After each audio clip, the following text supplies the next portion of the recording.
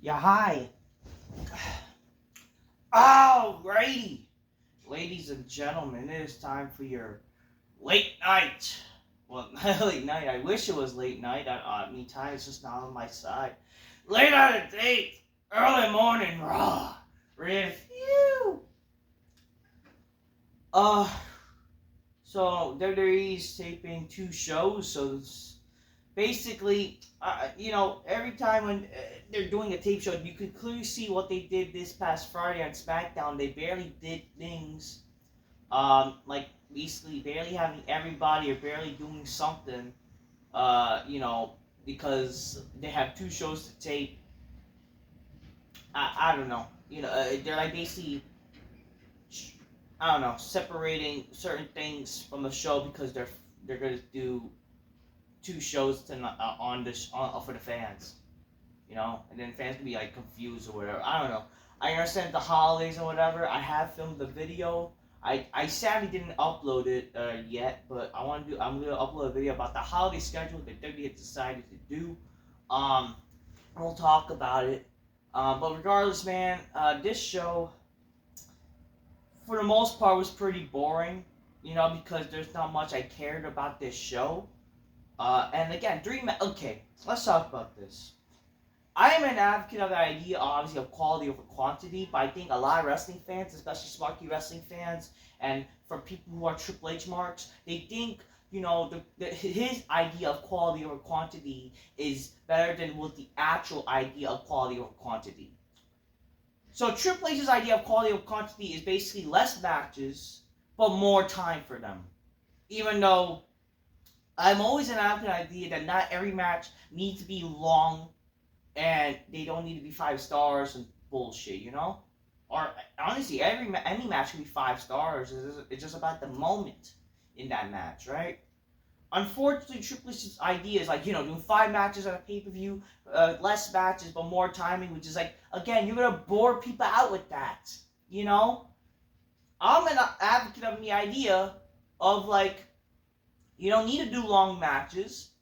If you clearly have people who you hired for this company, try to have them on the most possible, and make it meaningful. Not every match needs to be long. Like if you didn't do long matches, you could have easily have done maybe 5-6 matches. They could have been short.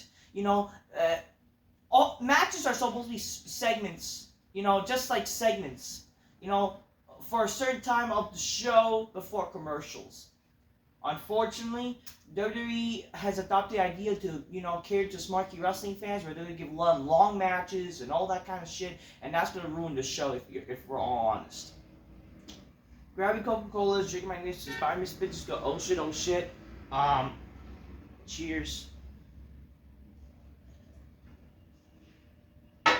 So yeah, there's like 3 matches on this show, and a lot of uninteresting, meaningful storylines, or uninteresting segments, if we can say. The only main highlight of this show was the opener.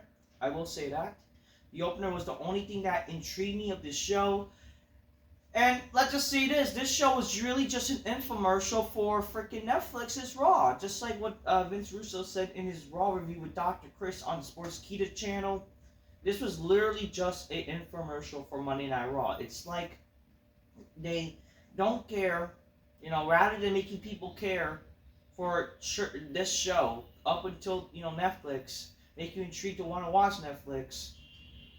They're just gonna, just go cruise ship to Netflix because, again, they only have few more episodes left for Monday Night Raw to be able to move to Netflix, and then they just don't care. Which is like, wow, like a big fuck you to Netflix. I mean, not fuck you to Netflix, but fuck you to the USA Network. Like, this company, this freaking broadcast network was literally the home for Monday Night Raw for so many years, except for like the few years during the early 2000s, or like from after like 1999 to 2005 when they moved to like Spike and TNN or something like that. Whatever. Oh yeah, I wanted to do. Okay, before I start, I want to give a shout out to Ricky Goldman. He comments on my channel. I have became a friend of him. the People's Wrestling Channel. I'll put a link in the description, and also I'll put a link of a video. I recently joined his podcast. Was it the Reigning Rock podcast? We talked about wrestling. We talked about other stuff. We did talk about some wrestling news. Good guy, I also kind of took him under my wing to help him out and stuff like that. And if on the holidays, I wanted to give back to him. So, ladies and gentlemen, please support him. Check out the video. That way, because I was in it, and I dropped some gospel, some good old talk, some realistic talks about wrestling and whatever. Check out that video. I'll put a link in the description to check out that video, and also check out his channel. Feel free to subscribe or whatever. Give him some support. He's a good guy.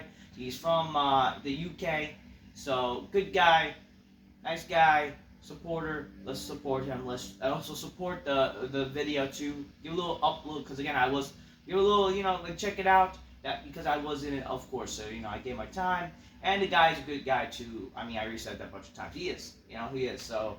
And thank you for having me on, and thank you for also supporting Ricky. God bless you, man. All right, so check out that video. I did appear. It was on Sunday. I appeared the video. He's in the UK, so his timing was a little different. I do interact with him. We met because of Dr. Chris Featherstone, where we're both supporters of his channel. So, and again, Dr. Chris, shout out to Dr. Chris Featherstone, which again he deserves a subscribe too. Go check out the Pancakes and Power Sam's show. I'll give him a link in the description. Not that I need to. He's literally more known than me. Again, he's been dropping a lot of news. He's definitely more a accurate news reporter, more than Dave Meltzer. That's for damn sure, because he actually is in contact with wrestlers and stuff like that. He's actually an insider, and again, he works for Vince Russo for Sportskeeda. Check him out. Thank you, Dr. Chris, and also Dr. Chris Feel Better. The show started with CM Punk. He says, "Careful, you. Some people might be mad chanting my name," because he then mentioned, get it? CM Punk, Rollins doesn't like his name being chanted or whatever. Now the call action to people that don't matter, because he kept, basically poking fun the idea that Seth Rollins, I don't like your name, Punk, or I hate you, and what I've been thinking of you and whatever. But somebody that might get mad at a brave, but somebody might get mad at a brave guy in New York, Jersey over here. It takes some balls to show up in Boston wearing New York anything. But hey, go ahead, getting ahead of myself. Is it great to be alive on Monday night in Boston or what? It's like, oh boy, this feels so forced. He kept saying, it's great to be alive. Okay, calm down, dude. You're making it very forced. You're literally doing the whole cheap pop thing. I gotta be honest with you, Boston. I'm feeling a little low, and I'm feeling a bad mood because 2 weeks ago, in this Face Springs to Praise, I told Seth Rollins after he told me I spent a lot of time thinking about me. I told him I don't think about him. And over the course of the last 2 weeks, while everything wasn't was waking hour, wasn't spent thinking of Seth Rollins, my mind wandered back to him time after time. It put me in a bad mood because Seth is right. Whatever this thing is between me and him, as much as I like to sidestep, put the past, maybe completely avoid it, it's only a matter of time before you're locked up here in this ring. I'm also upset because something that I enjoy much doing, which is coming to the ring, holding my phone in my hand, talking to the people, I feel it's always going to be overshadowed by the fact that every time I do it, I know some point that stupid music is going to hit, and the one, and that's the one, he's gonna tiptoe, that's the one, when he referenced to the fans, oh, and then he's gonna tiptoe out here and clogs up his purple pipe man from Porcupine Peak, dress up as Liberace, and no, for all the sensitive people, calling him Liberace is not an insult. I happen to think Liberace is cool as hell. My point is, Seth, if you're going to interrupt me before I make it, just because you wear Elton John sunglasses doesn't make you Elton John. And just because you grew up idolizing me, putting on a pair of wrestling boots, and do not make you CM Punk. And then Seth Rollins came out with his straight face. He told the world, you ghosted me. He comes out, I go, CM Punk. And then Rollins says, yeah, you're right, I ghosted you, it's true. But it's not to initiate the past. I'm going forward my future. And little brother Seth, I would love to tell you that it doesn't seem like it seems like me and you are in a collision course. Little reference to AEW supposedly. But he wants to make, you want to paint a picture, I'm bad, go ahead. I say I'm the bad guy. Boston, show ahead that you ever been a bad guy in your life. Come on, Boston. Bad boys, Bean Town. What are we talking about? I'm the bad guy in this situation, 100%. But I think, but that's because there's no such thing as a bad student, just bad teachers. Okay, Seth Rollins is CM Punk's failure. So the 16-year-old kid, the CM Punk, and said, please train me. I'm absolutely ready to do it all over again. I'm ready to try again. So Seth, if you want to give me shoes to fill, I'll gladly fill them. The bad news is the last guy that did that, Drew McIntyre.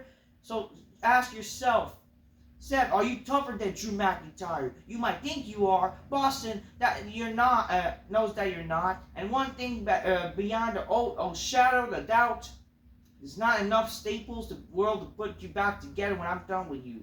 That doesn't piss you off enough to come out and interrupt me. I'll tell you something that will, the same thing pissed you off.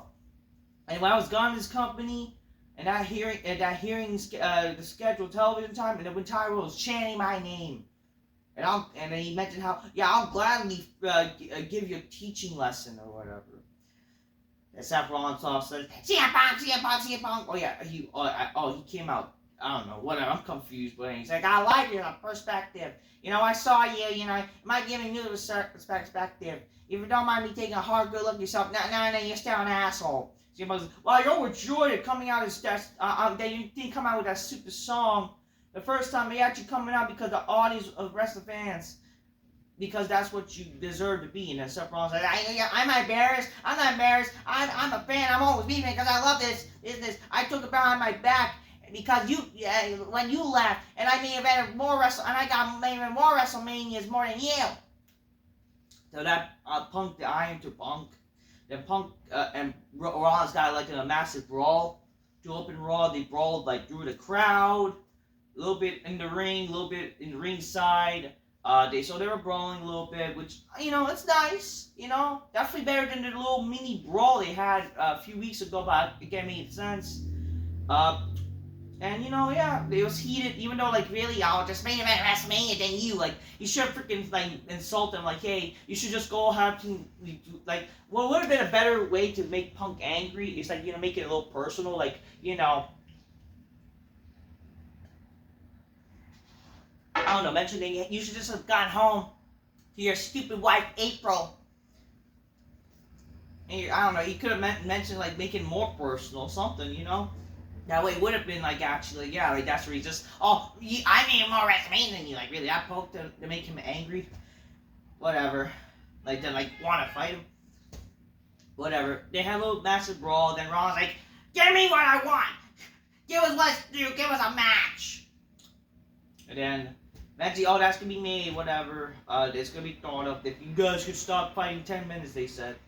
Finn Balor wants to know that why the Judgment Day left him high and dry Saturday main event. It says, don't worry, we believe in you. And then remember when Finn is we all win when Finn is right. I don't even fucking remember what that fucking term is. That term is stupid as fuck, by the way.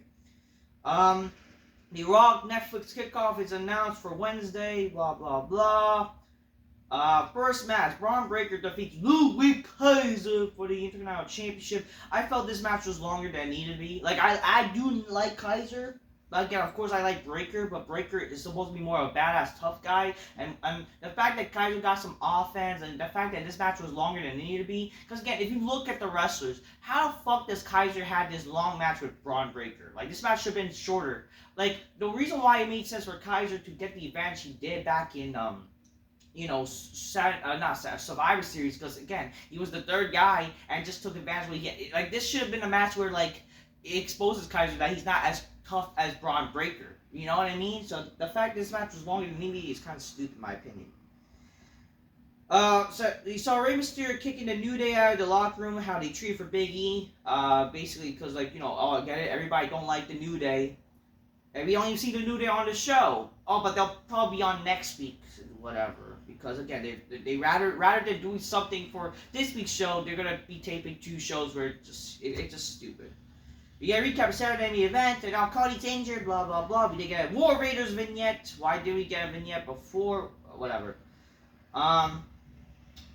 Cabby Kelly with Beers says, it's official. CM Punk versus Seth Rollins in the first Raw of 2025 on Netflix. And it's like, what a freaking, just to say fuck you to USA Network, basically. Then we see Rhea Ripley, Liv Morgan segment down like, everybody, please get your form attention of Chris Woman. And then he kept getting interrupted by the fans. They don't like him, blah, blah, blah. Liv Morgan's like, don't worry, Dummy Dum, I love you. And, I'm the greatest woman champion of all time. And 2024 has been my years for Monday Night Morgan. I don't think better than me. And then Rhea Ripley comes out, I thought, you want to go around and stick around. And here's what I say. I want to be... you're looking at the new number one contender for your woman's title, and I'm gonna beat you, and all you have left is your little chicken tender slot. Whoopie-doo. We see Rollins talks to Kathy Kelly tries to talk to him. But then right after you see Drew McIntyre, who's apparently attacked him or trying to talk to him, but then he gets attacked with the same thing. Early in the show we see Seth Rollins and Sami Zayn, and Seth Rollins and Drew McIntyre, they had a little interaction with each other earlier, where now you understand why I said about CM Punk, right? And then Seth Rollins said, I actually helped cook down Roman Reigns, but I did with Sami and Jay. Two of them you took out. I don't think we are on good terms at all. That should have led to maybe Rollins actually being angry at McIntyre, Even though shouldn't the idea should be maybe they'll actually still really be forming an alliance? I don't know. The Miz trying to convince Paul Ellering and AOP to leave the final testament, but can't because it's not over until I said it's over. We're gonna still deal with you and the Y6. Shut up. Second match, Zoe Stark defeats Raquel Rodriguez and Kaden Carter in the Intercontinental Championship garbage. And it's what the fuck is this? Who the fuck cares? Archers with the Alpha Academy and I don't know. Then this leads to some butch shit, which is okay, enough. You're dragging this. And then Chad Gable's now feuding again with the Alpha Academy, even though didn't this was over? And then Gable wants to teach a lesson to Akira Tozawa and everybody. He's what the fuck is this shit? Whatever. This happened. We see Kyrie Sane apparently got hurt. Xavier's angry about everybody not happy with them. And the main event, we see the War Raiders defeating the Judgment Day for their tag titles because Damian Priest got involved. Yeah, not much really exciting happened on the show besides the opener, that's for sure. So that was the show. I gotta go. Overall, this show was pretty boring for the most part. This was just basically more like an infomercial building to the Raw on Netflix, where I get it, but it's trying to make the shows meaningful. Not everything needs, back in the day when wrestling was good, you were building the shows like pay-per-views, but you were making people actually enjoying the show. Just because one thing happened doesn't mean a good show. You know what I mean? And I don't really care for these title matches. The War Raiders, I'm okay with them. It's I don't really care because they failed to make me care about them. And I really didn't have much emotion to care about the main event. Oh, but it's the hometown of one of the War Raiders. Really? I don't care. I'm just keep real. Get your gauge. Coolest, magnificently inspired Miss Bitches go. Oh shit, that's what I'm gonna say. Until next time. Peace. Yeah, bye.